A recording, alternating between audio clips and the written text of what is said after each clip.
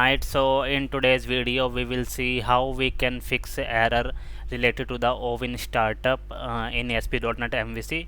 So we have this application here in which we have installed the SignalR, and now I have just installed the SignalR and I am trying to run the application.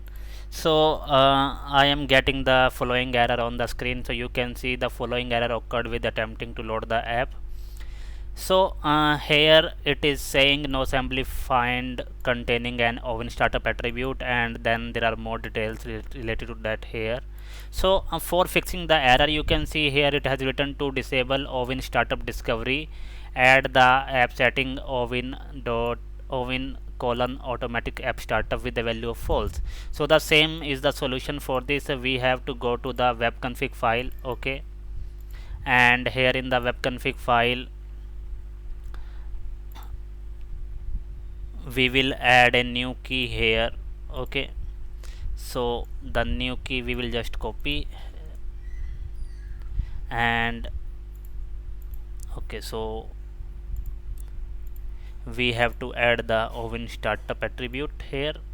So we will add OWIN Startup attribute and we have to set it to false.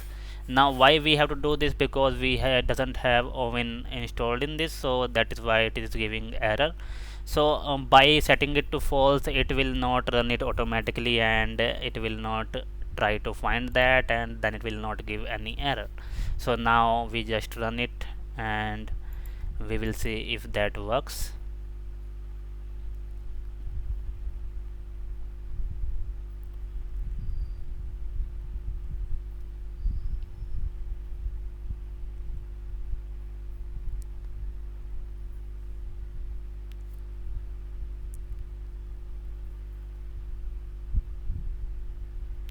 So you can see this time it doesn't give any error. So this is how you can fix error related to the OWIN Startup attribute.